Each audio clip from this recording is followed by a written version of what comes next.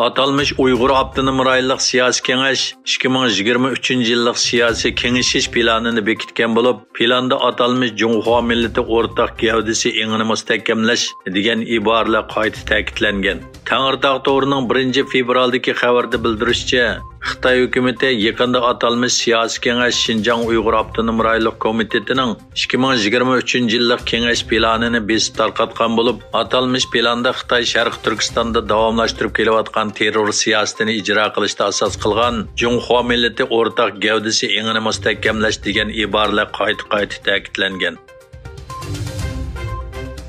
Afrika davlatlarining Beijingda turishlik bosh elchi va diplomatlardan tashkil topgan bir ziyorat o'miki 2 fevral Sharq Turkistonda ziyoratda bo'lgan.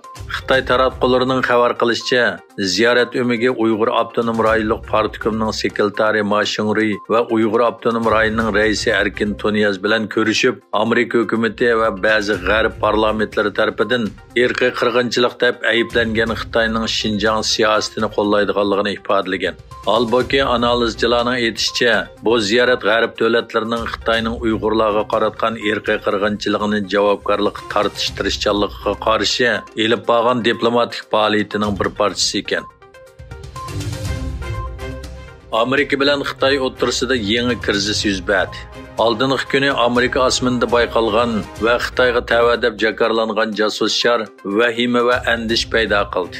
Xitoy tarafining bayonotida bu sharning Xitoyning puhraviy havo jismi ekanligi, meteorologiya tadqiqoti uchun ishlatilganligi va shamolning ta'sirida ehtiyotsizlikdan Amerika havo tavalligiga kirganligi bayon qilingan.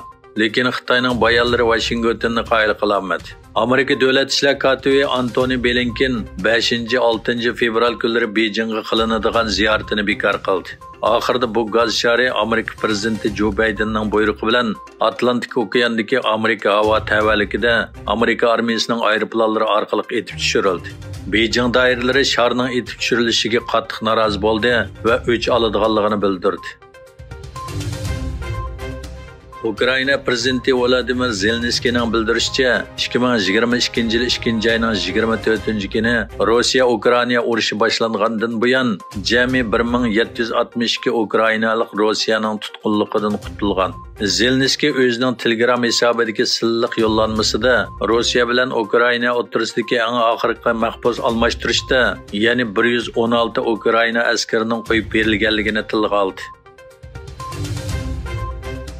1997 yili Sharq Turkistonning G'o'lji shahrida Uyg'ur yoshlarining tinish shaklda o'z haq-huquqlarini talab qilib elib borgan namoyishi Xitoy soqchilari va qurolli qismlarning qonliq bostirishiga uchragan edi.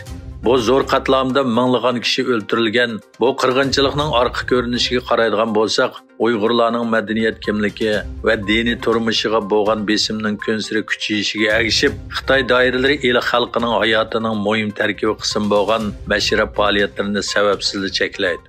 Aroqkashlik, zahar chekimlikka xumor bo'lish va boshqa ijtimoiy masalalarga qarshi islohot rolini o'ynab kelgan mashrabning cheklanishi va boshqa diniy bostirishlar 1997 yil 2 oyning 5 kuni G'o'ljida minglagan Uyg'urlarning qo'zg'alishini keltirib chiqardi.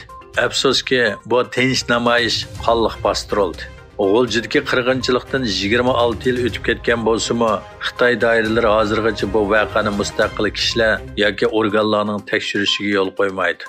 Muajiratdagi Uyg'ur xalqi bu kunni bir qirg'inchilik kuni deb yod etib kelmoqda.